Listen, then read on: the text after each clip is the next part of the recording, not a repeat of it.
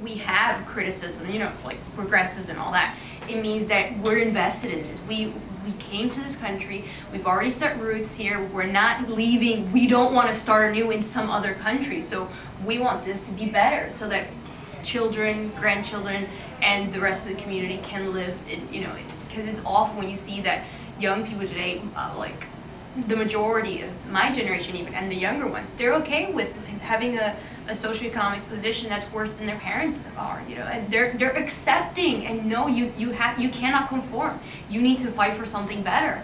That's why in Chile, for instance, you guys have seen the protests and all that. In Chile, for a long time, they established a word as a negative adjective for anybody who had a social complaint. They would say you're full of resentment.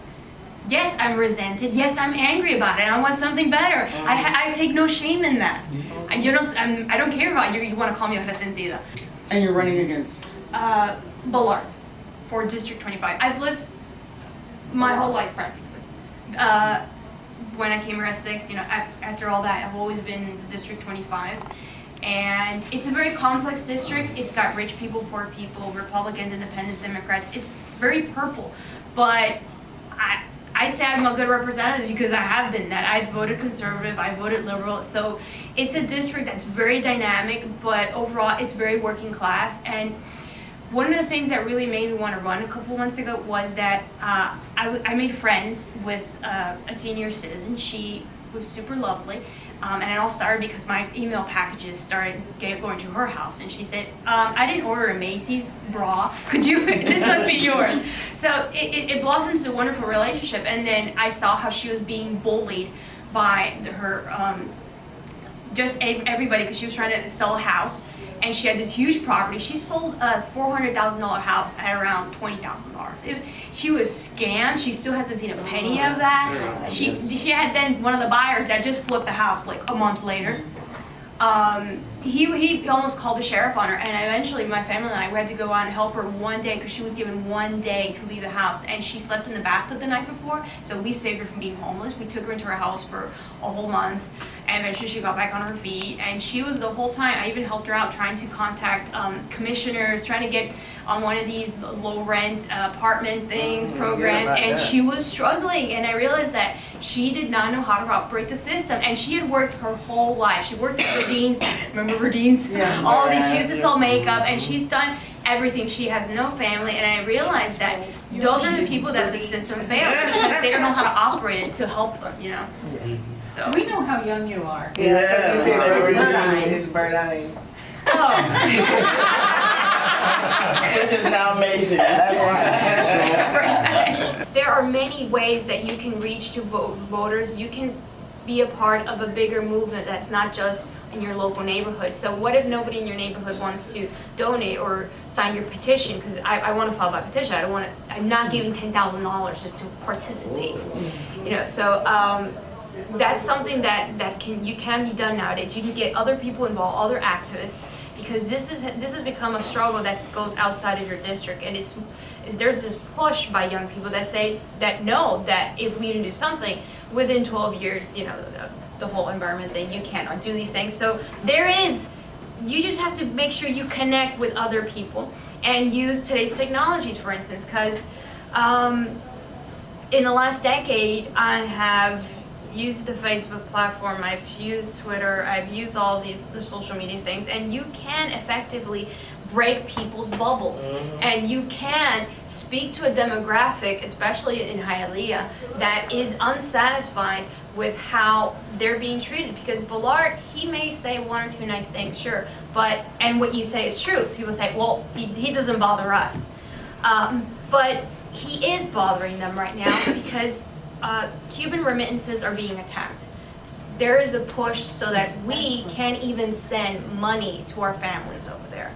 My grandparents are struggling to find penicillin, antibiotics, cholesterol medication at the pharmacy. And nowadays, thanks to technology, people are communicating more than ever with their family over there. And they realize that if the current administration, and Ballard totally supports this, is targeting their family on the island, they're basically targeting them as well, because the Cuban population of South Florida has changed dramatically. It's not just now the early migration that came in the 60s. Nowadays you have Cubans that may be even very critical of the system, but they want to be in touch with their family. They want to be able to travel with American Airlines, and now that was just forbidden a couple days ago. Now you have to exclusively travel by chartered airplanes. So Wow. yes, and of course the prices are going to go up as Well, I well. thought the only place you can go would not the other islands, but just Havana. Yes, yeah, just Havana. And with American though, right? Oh no. No, Americans can only travel through specific packages, a license, say, oh, I'm going to help a religious community, or we're going to do this cultural exchange program, I'm going to meet up with this. You can't ever do tourism, not even with Obama that was allowed. Yeah, And no. that's one of the things that we remind people, your rights as an American citizen are being infringed upon. It is illegal for you to travel there, so why, we talk about liberty, but you're not allowed to go to that island over there? Why? Because of political pressure. And Bollard recently signed no this month in Congress a bill that was for fighting against corruption, corporate transparency. If people in my district understood the kind of policies that he supports or ignores, they would get to know his candidate better and realize that you can't afford to just say, oh, well, this is the standard familiar face, because things are going to change. We are this close to having a serious economic situation, this close to having horrific hurricanes. I mean, you've seen what's happening now with little Haiti properties going up.